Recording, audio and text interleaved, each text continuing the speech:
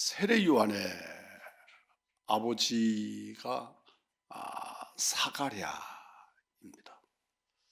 그 사가랴가 세례 요한이 아니라 사가랴가 예수님에 대해서 장차 오실 그분에 대해서 예언해 놓은 것이 있습니다.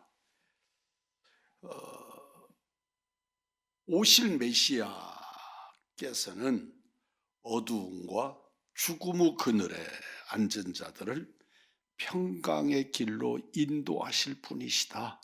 그렇게 예언을 했고 그 예언이 응답되었습니다. 뿐만 아니라 성경의 이사야는 예수님을 평강의 왕으로 소개하십니다. 그러니까 이사야는 약 한 700년 전 사람입니다. 예수님보다 700년 전에 사역한 분입니다. 그런데 그가 예수님을 소개하면서 그분이 오셔서 완성하시는 나라, 그분이 오셔서 완성하시는 나라는 이리와 그리고 사자, 뱀, 이런 것들이 어우러져서 어린아이와 함께 양과 함께 어우러져서 그렇게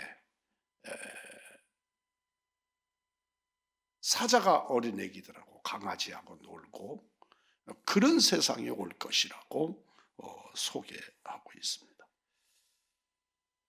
앞에서 말씀을 드린 것처럼 지금 우리나라는 그 어느 때보다도 평화에 대한 위협이 강력하게 위협받고 있습니다.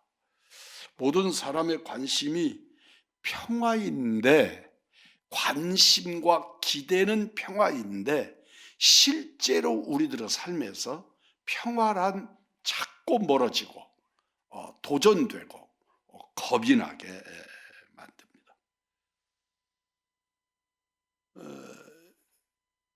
우리 대한민국은 요사이 새삼스럽게 신문에서도 이렇게 들춰내는 것들이 대한민국은 아직도 전쟁 국가다. 그러니까 지금은 우리가 이렇게 평화를 하고 선진국, 경제적 선진국 반열에 올라섰고 이제는 우리를 개발도상국이다 그렇게 표현합니다. 이제는 완전히 선진국으로, 경제적 선진국으로 우리를 표현을 하는데 그렇게 올라섰지만 지금도 전쟁적인 것이죠. 왜냐하면 사실은 6.25 전쟁이 일어나서 70년이 넘어갔지만 우리는 전쟁이 종료되지 않았지요. 휴전 상태란 말입니다. 휴전이 70년 넘는 세월을 가고 있는 것이지요. 그래서 그 옛날에 노무현 대통령이나 이런 분들은 이제 그 휴전협정을 평화협정으로, 종전협정으로 바꾸자. 그래서 전쟁을 종식시키자. 그런데 그게 그렇게 만만한 일이 아니라서 서로 그러자고 노력하고 그러다가 결론은 내리지 못한 채 지금도 여전히 휴전 상태에 있단 말이죠. 아시는 바처럼 우크라이나하고 러시아하고 싸우는데 우리하고는 아무리 상관도 없고 정말 천리 말린에 떨어져 있는 나라들, 유럽에 있는 나라들끼리 싸우고 있는 전쟁인데 그 전쟁에 우리나라 백성들이 물론 국적은 북한 국적을 가지고 가지만 가서 그곳에 가서 죽어가고 있는 그런 상황. 이번에도 보니까 동아일보에 보니까 거기에 500여 명의 전사자가 나온 걸로 보도되고 있다는 거예요. 도대체 몇 명이 갔는데 500명씩 죽어간다는 거예요. 난 이해가 잘 안 되지만 우리가 생각할 때 북한군이니까 공산당이니까 이러지만 원칙으로 그게 우리 백성 아닙니까? 우리 민족 아닌가요? 우리 새끼들이 도대체 왜 그곳에 가서 뭐 때문에 그곳에 가서 싸우느라고 그곳에서 죽어가야 하는지 이를 설명할 방법이 없단 말이에요. 그런데 그곳에서 그렇게 하고 있습니다. 도대체 이 지구를 지구촌이라 그렇게 말하잖아요. 지구촌이 되고 보니까 이제는 어느 지역에서 일어나는 일도 우리와 무관하지 않다. 전혀 상관없는 저 남미의 어떤 나라가 비행기가 떨어졌는데 거기에 우리 대한민국 국민이 하나가 있고 둘이 있고 이래서 도대체 어디서 일어나는 일도 우리한테 무관한 일이란 존재하지 않는다. 그런데도 불구하고 우리들은 그런 평화에 대해서 무감각해지고 관심도 없고 또 북한이 우크라이나에 가서 그런다고 해도 우리들 아무 관심이 없어서 실제로 이제 우리 국군들을 현역을 갖다 보내지는 않지만 무기들을 보내야 될 상황이 되는 듯 싶어 보이지 않아요? 그런 상황이 돼도 그저 그냥 몇 사람 떠들다가 마는 거지 결코 아무도 관심을 갖지 않는 그냥 저 강 건너 불구경하는 것 같은 그런 모습이란 말이죠. 이런 상황에서 매년 오는 성탄절이지만 성탄절이 눈앞에 있습니다. 이 성탄이 주는 평화의 메시지는 그냥 관념이 아니란 말이죠. 먼저는 우리 한 사람 한 사람이 그리고 내 나라, 우리들의 지역사회, 우리들의 공동체 안에 그리고는 지구촌 안에 있는 모든 사람들이 그리스도 안에서 평화를 이루어야 하는 거란 말이죠. 그래서 주님이 주시는 평화, 얘는 오늘 성경의 말씀하시는 것처럼 사람들 중에 평화로다. 그 평화라고 하는 말씀 속에는 기본적인 세 가지 개념이 있습니다. 첫째는 내가 하나님과 관계를 정상화하는 거죠. 우리는 에덴에서 범죄하고 에덴에서 쫓겨나잖아요. 아담과 하와가. 그런데 그것은 아담과 하와의 사건이 아니고 내 사건인 것이죠. 그의 사건이 결코 아담 할아버지, 하와 할머니가 수천 대에 전에 있었던 그런 일들, 거기서 끝나는 일이 아니고 그 영향이 아까 말씀드린 것처럼 정치하고 우리가 무관했으면 좋겠는데 그 가장 후진적이고 뒤떨어져 있는 정치가 우리 모든 영역에서 우리를 간섭하고 우리에게 영향을 준단 말이에요. 물가 조절하는 것까지도 다 정치적인 영향력이 끼니까요. 우리가 사는 물건 하나하나 값 결정하는 것, 내가 내는 세금 하나하나까지도 다 영향을 받으니까요. 이 에덴 동산에서 아담 할아버지, 하와 할머니가 범죄하고 내쫓긴 사건이 우리와 결코 무관하지 않은 것은 그 결과가 우리를 하나님 없는 땅에서 살게 만들었을 뿐만 아니라 지옥을 아른거리게 만들어 놓은 결과가 거기서 왔기 때문에, 그리고 그것이 지금도 ing란 말이에요. 지금도 현재형이기 때문에 어떤 제가 주일날 메시지를 통해서 한번 증거하려고 여러 가지로 노력을 하고 있는데, 연세대 연합신학원에서 강의를 하는 김학철이라고 하는 교수가 세상으로 보면 정말 스펙이 빵빵한 그런 교수죠. 실력이 있는, 연세대 평교수라도 연세대 교수가 될 정도이니까 그의 실력은 뭐 그것도 신학자고 목사고 그런 사람이죠. 통합측 목사고 연세대 신학원의 교수고, 이 사람이 우리 한국교회 젊은이들을 다 배려놓고 있어요. 이 사람이 CBS의 잘잘법이라고 하는데 주강사로 강의를 하는데, 이 사람이 주일 안 지켜도 된다, 11조 안 해도 된다, 뭐 전부 이런 식이에요. 그래서 그건 다 교조적인 거다. 그런데 그게 막 수백만씩 카톡 그런 영상을 보는 거예요. 그리고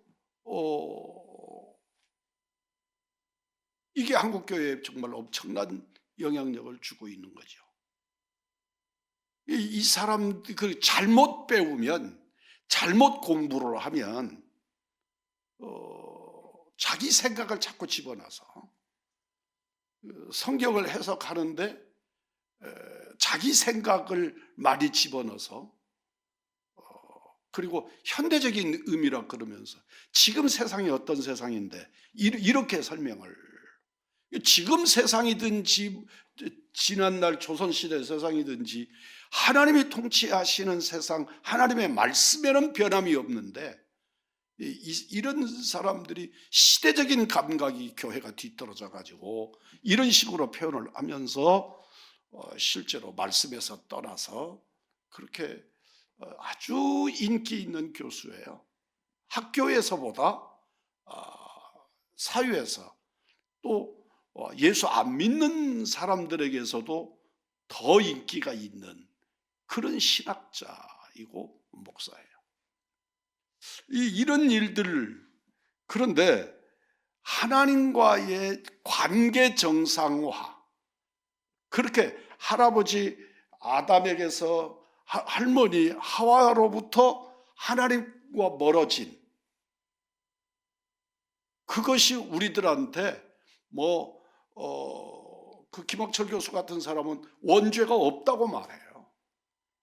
그러나 성경은 거기로부터 죄의 흐름이 흐르고 흘러서 우리들이 본질적으로 우리 안에 죄가 있고, 그 죄의 결과로 뿐만 아니라 자범죄, 원죄만이 아니라 내가 갖는 자범죄, 이런 죄로부터 결국은 하나님과의 관계가 멀어졌단 말이죠. 그래서 인간은, 칼빈이 말하는 것처럼 인간 스스로는 하나님에 대하여 알 수도 없고 천국에 대하여 희미한 그림자도 없다. 아무것도 모른다. 그래서 제가 여러분들하고 때마다 따라서 하라고 그러지만 어디다 적용해야 되는지 잘 모르시잖아요. 그래도 한번 따라서 하십시다. 궁극적 구원, 네, 완전한, 따라서 해보십시다. 완전한 부패.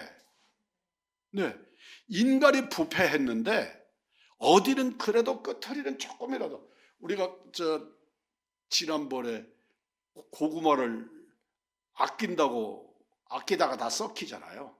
그래서 아낀다고 놔뒀다가 이제 처음에 마음은 저거 땅에 해가지고 순내리라고 생각을 하고 그렇게 아꼈다가 나중에 가서는 내가 순낼 처지가 안 되고 보니까 이제는 나중에 먹지, 그러니까 아낀다고 신문지 다 잘 싸고 막 이렇게 해서 보관했는데 나중에 보니까 다 썩고 끝허리만 조금 남은 거예요. 그래서 끝허리 요만큼 남아서 그걸 잘라가지고 봤더니 겉 모양은 안 썩었는데 냄새가 썩은 거예요, 냄새가. 그래서 이건 도저히 그건 다 통째 다 버리는 거죠.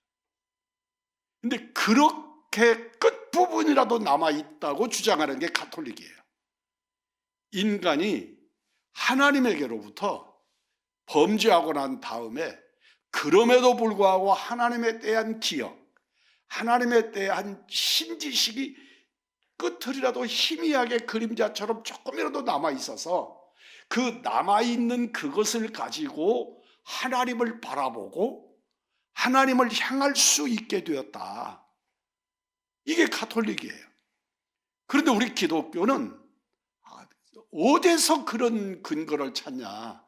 성경의 근거, 니들의 교리 그런 거 아무 필요 없다.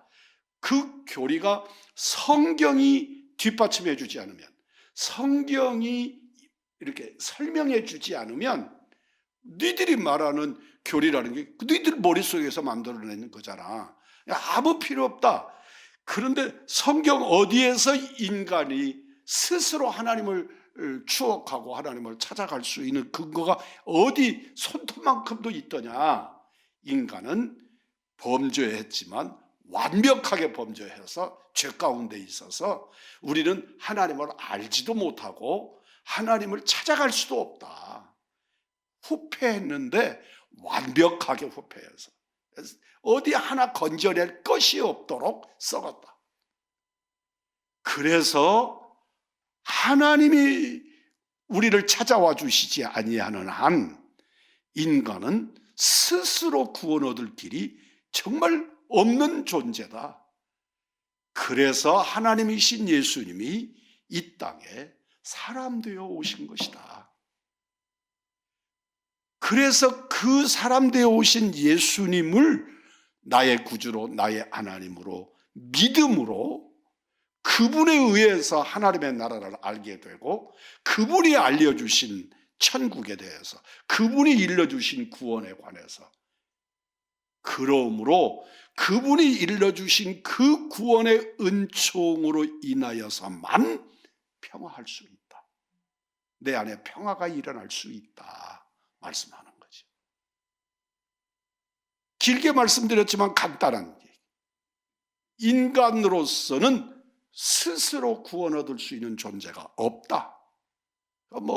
우리가 생각할 때 착하고 또 훌륭하고 페스탈로치 이런 분들 계시잖아요. 그러나 그들은 선행으로 구원받을 수 없다. 오직 예수 그분 아니고는 누구도 하나님을 찾아갈 수도 없고 하나님을 알 수도 없고 알 수가 없되 그림자만큼도 그림자같이도 알 수가 없다. 오직 예수님이 알려주시고 예수님이 깨닫게 해주시고 예수님을 통해서 성령이 역사하시고 그래서 하나님을 알고 천국을 알고 그러는 거다. 느닷없이 제가 왜 김학철 교수 이야기를 했어요? 그건 뭐냐 그러면 그 사람이 지옥에 대해서 말하는데 지옥이라고 하는 게 관념이고 개념이지 장소가 아니다. 그러니까 우리들이 나중에 가서 우리의 육체를 가지고 육체 가진 일어난 우리들이 지옥에 가서 영원히 꺼지지 않는 불에 그런 건 그때 헬라에 있어서의 그런 그 징계의 개념이 성경에 들어온 거지 실제 아니다. 그러고 가르치니까 성경에 그런 사람들이 있었지요. 하나님의 말씀을 증거하고 가르치는 사람들 중에 구원 따로 없다, 천국 따로 없다, 부활하는 것 따로 없다, 그러니까 당연히 지옥도 따로 없다, 그렇게 가르친 사람들이 있었죠. 사두개인들이요. 그런데 그 사람들이 어떤 사람들이냐면 그 시대의 최고의 지식인들이었어요. 오늘날 여러분과 제가 잊지 말아야 될 것은 우리 주님이 말씀하시는 이 평화, 그냥 평화로다라고 말씀 한마디 하시지만 그 평화는 어떻게 해야 평화냐?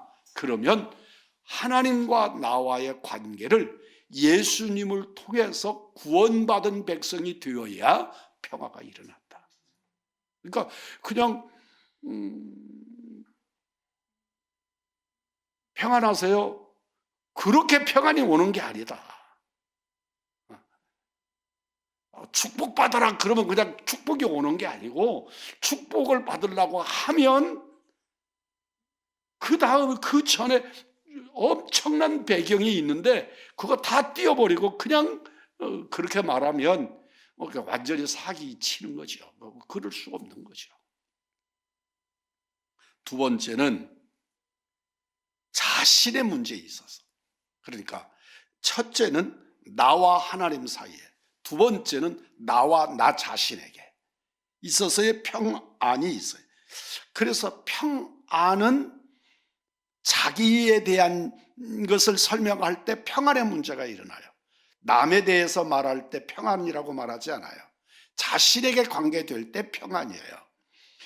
그건 내가 하나님과의 관계에 있어서 마음의 평화가 일어나면 그걸 표현할 때 평안이라고 말하는 거예요.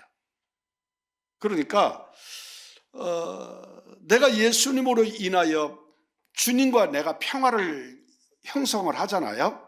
그러면 나타나는 마음의 상태를 객관적으로 표현하면 평안이라 그렇게 단어로 쓰는 거예요.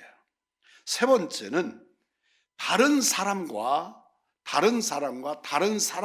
관계, 그러니까 A라는 사람과 B라는 사람의 관계에 있어서의 평안, 이것을 화평이라 그래요. 화평을 누리게 하라. 화평하는 자는 복이 있나니.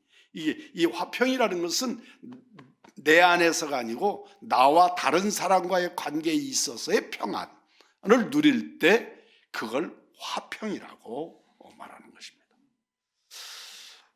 성경에서 이 평안은 그걸 우리들이 쓰는 신앙적 용어로 바꾸면 구원이라고 하는 말로 바꿔 쓸 수가 있어요.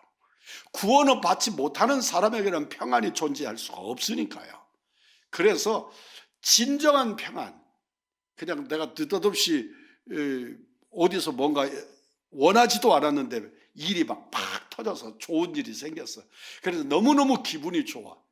근데 그걸 우리는 평안이라고 말하지 않는다. 진짜 평안이라는 것은 구원의 문제, 하나님과 나 사이의 관계가 일어날 때 거기서 일어나는 결과물이 평안이라고 하는 말로 오는 것이다. 평안, 그것은 하나님이 주시는 선물입니다. 하나님이 내게 주시는 선물이에요. 그러니까 선물이라는 게 내가 무슨 대가가 있어서 받는 건 선물이 아니잖아요. 결과물이지. 예를 들어서 여러분들 생일날 누군가가 크든지 적든지 아주 작은 거라도 선물을 했어요. 그 선물의 대가가 따로 있는 게 아니잖아요. 그냥 생일이 되었는데 생일이 되었다고 아무 사람이나 다 주는 것도 아니잖아요. 그 생일 돌아온 그 사람과 나와의 관계가 있을 때 그에게 선물을 주는데 그 선물은 대가로 주는 게 아니란 말이죠. 하나님께서 내게 주시는 구원은 어떤 대가물로 주는 게 아니에요. 따라서 하십시다. 은혜로 주신다. 은혜로 주시는 거예요. 부모님과 자식에게 네가 내게 착한 일을 했으니까 그런 게 아니에요. 그냥 주시는 거예요. 자식들이 부모에게 선물을 드려요. 우리 부모가 내게 막 엄청난 일을 해줬으니까 아니에요. 부모 자식 간에 마음이 뜨거워져서 선물을 하는 거예요. 사랑하는 사람과 사랑하는 사람끼리 선물을 해요. 그것도 내가 너 이거 줬으니까. 그런데 이제 요사이 보니까 너 지난번 내 생일 때 안 했으니까 나도 너 안 해. 이러면 그건 선물이 아닌 거예요. 그건 대가물이 되는 거죠. 우리는 하나님 안에서 구원은 하나님이 나를 사랑하셔서 조건 없이 주시는 은혜이지요. 그래서 평화로 이끌어 가시는 것입니다. 그래서 평화라고 하는 단어가 들어가는 곳에 구원이라고 하는 단어로 이렇게 체인지를 해서 말씀을 읽어봐도 거의 문제가 되지 않아요. 특별한 어느 구석 빼놓고는 실제로 보편적으로 문제가 되지 않습니다. 우리가 받아들이든지 거절하든지 할 수 있는 선물이라는 점에서 구원과 동일하게 쓰인다는 겁니다. 평화를 구원으로 보는 관점에는 아주 중요한 문제가 발생을 해요. 평화를 구원으로 바꾼다. 그런 점에서 본다면 죄의 문제가 등장을 해요. 한번 보세요. 평화라고 구원의 문제다. 그러면 이 구원의 문제는 속죄의 문제와 해결이 되지 않으면 우리는 구원을 선물로 받을 수가 없어요. 아무나 받는 게 아니니까. 죄가 있는 이상 우리는 구원을 받을 수가 없어요. 그 죄가 큰 죄든지 작은 죄든지 죄가 있는 사람은 구원을 받지 못한단 말이죠. 이거 큰일 난다. 오늘 저녁에 영원히 하나님과 평화하지 못하니까요. 이 말을 다른 말로 이렇게 바꿔봐요. 한번 여러분, 제가 우리 주일학교 아이들에게 하듯이 한번 해볼게요. 여러분 한번 보십시오. 내가 구원받았어. 근데 내가 죄인이야. 죄인인데 그러면 구원받은 백성들이 가는 나라가 어느 나라예요? 하나님의 나라. 관념 아니란 말이에요. 진짜 우리는 그 나라를 간다고요. 근데 그 나라는 하나님이 통치하시는 나라예요. 근데 하나님은 여러분들 지성소에 들어가는 대제사장이 죽어 나오는 경우가 꽤 있었지요? 하나님이 죽이는 거예요? 아니에요. 그들이 하나님의 그 정말 설명할 수 없이 맑고 하얀 죄 없으신 하나님, 죄를 모르시는 하나님과 죄가 부딪힐 때 그가 죽어버리는 거지 하나님이 죽이는 게 아니란 말이에요. 칼로 베듯이 너는 이제 죽어야 돼. 그렇게 죽이시는 게 아니란 말이에요.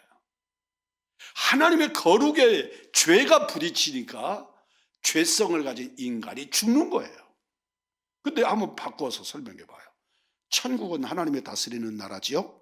그런데 그 나라에 죄인이 그 안에 들어가 앉아 있으면 그가 살겠어요? 천국에 가는 게 중요한 게 아니라 가서 살지를 못한단 말이에요. 그러니까 천국은 구원받은 죄 없는 사람들이 가는 곳이라고요.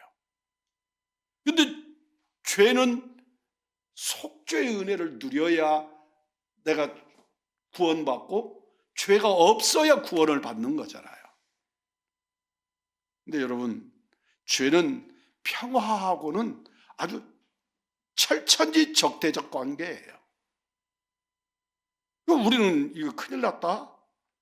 어떻게 천국 가지?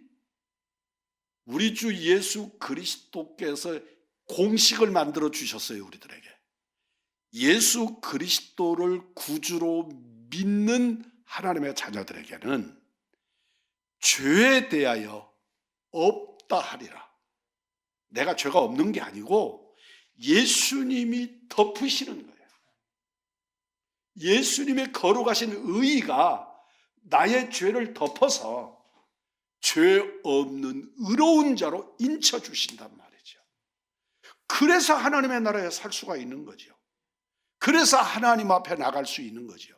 그래서 우리는 예수님의 이름으로 나 같은 죄인이지만 정말 그냥 먹물 같은 존재지만 하나님 앞에 엎드려 예수님의 이름으로 기도드렸더니 하나님이 예수님으로 이름으로, 그러니까 우리가 기도할 때마다 우리의 삶의 어떤 현장마다 우리 예수님으로 아이고 저 사람들은 예수에 미쳤는가 봐. 미친 거예요. 예수의 이름으로 완벽하게 덮어지니까 내 기도가 하나님 앞에 상달이 되는 것이고 하나님 앞에 나갈 수 있는 것이고 그 하나님을 아버지라고 부를 수 있는 것이고 나중에 정말 장소적으로 우리는 그 천국에 갈 수 있을 겁니다. 저희 친구를 어저께 이제 우리 목사님들 몇 사람이 만났어요. 그런데 그 자리에서 막 아픈 말을 해요. 한 목사님이 은퇴하신 원로 목사님이신데 뭐 아무 자기 몸에는 전혀 이만큼도 이상이 없대요. 그런데 종합검진을 받았더니 좀 나오라고 연락이 왔더래요. 그래서 병원을 가니까 몇 분의 의사들이 한 자리에 앉아 있는 거예요.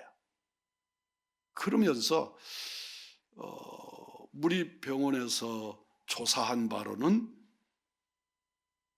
그러면서 병명을 말하지 않고 조금 다른 병원에서 한번 더 체킹을 하시는 게 안 좋겠냐. 그 병원도 종합병원인데 체킹을 한번 하는 게 안 좋겠냐. 저희들이 추천서 써드릴 테니까 가보십시오. 그런데 의사들이 말하는 투로 보아서 이건 평범하지 않은 거구나, 그렇게 생각을 한 거예요.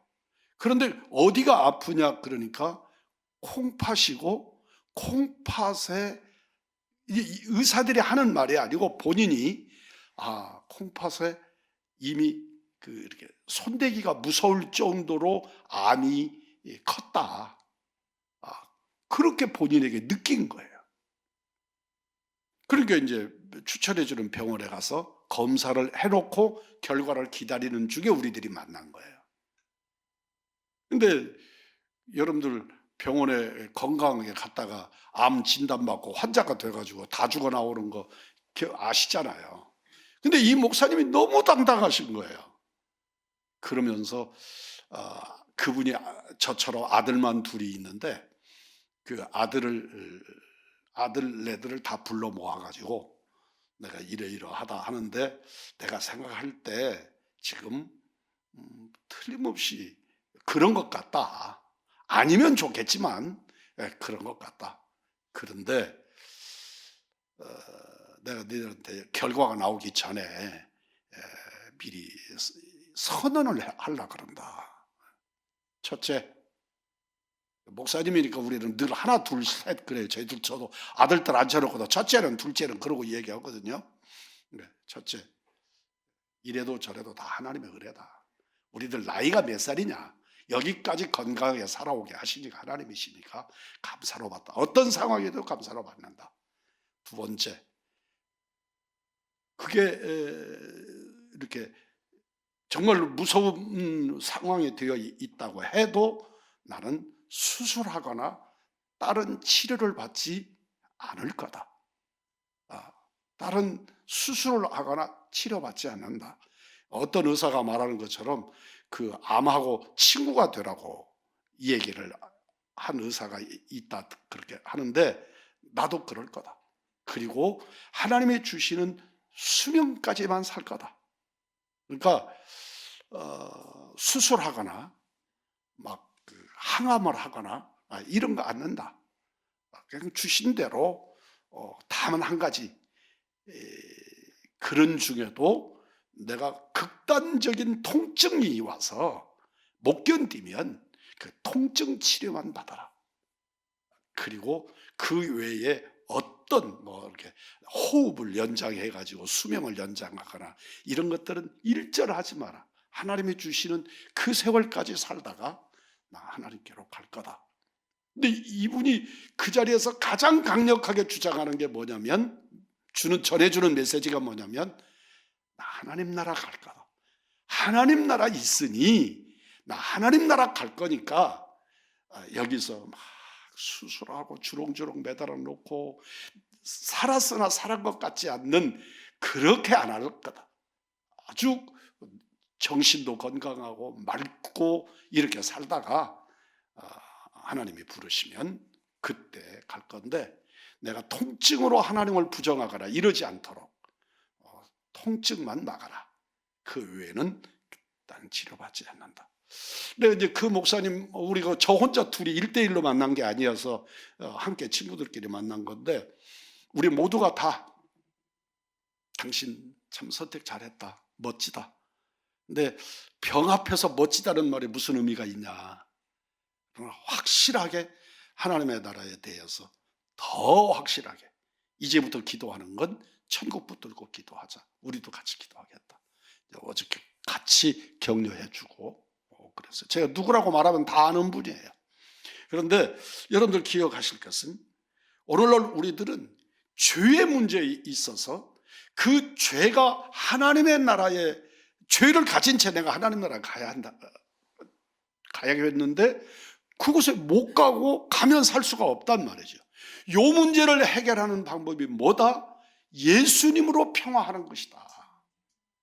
예수가 나의 구주시고 예수님으로 더 씌워져서, 예수님의 의의가 나를 더 씌워서, 내 의의가 아니고 예수님의 의의가 나를 더 씌워서 내가 하나님이 바라보시는데 나를 바라보시는 것이 아니라 예수님을 통해서 나를 바라보니까 내가 있는 죄가 아니라 하나님의 의의가 보인단 말이죠. 그런 은혜를 누리고 살도록 우리 주님이 베풀어 주신 줄 믿습니다. 그분이 오신 날이 성탄절인 줄 믿습니다. 그래서 우리는 예수님을 따라서 해봅니다. 예수님은 평화의 주. 아멘. 그 평화가 전쟁 않는 평화, 이런 거 아니고 우리들의 죄를 사하고 죄를 씻기고, 그래서 하나님의 나라를, 하나님과의 관계를 정상화 만들어 주시는 평화다. 물론 이 땅에 낮은 수준의 평화, 전쟁 없고 부부간에 싸우던 사람이 이제 화해하고 싸우지 말자, 우리 이렇게 좋게 말하는 그것도 평화지만, 그러나 성경이 말하는 진짜 평화는 예수님 때문에 하나님과 나 사이에 가려져서 보이지도 않던 하나님이, 그분이 찾아오셔서, 그분이 육신을 입고 우리들에게 찾아오셔서 나의 중보자 메시아 그리스도가 되어주심으로 그분 때문에 구원받은, 그래서 하나님과 평화하고, 그분 때문에 내 영혼이 평화하고, 그분 때문에 우리 사이에 평화가 이루어지는 그 평화가 우리 주님이 평화로다, 은혜를 입은 자들 중에 평화로다 라고 말씀하시는 것이다. 오늘 말씀을 깊이 깨달으면서 굉장히 어렵게, 쉬운 얘기를 어렵게 말하고 있지 않냐, 그런 생각을 계속 했는데, 여러분들 기억하실 것은 오직 예수, 그분이 나의 평화고, 평화의 원인이고, 평화의 결과고, 그래서 천국이 내 것이 될 수 있는 것이고, 우리는 그 나라의 백성이 되는 것이다. 주님이 주시는 은혜의 백성들이 되시기를 주님의 이름으로 축복합니다.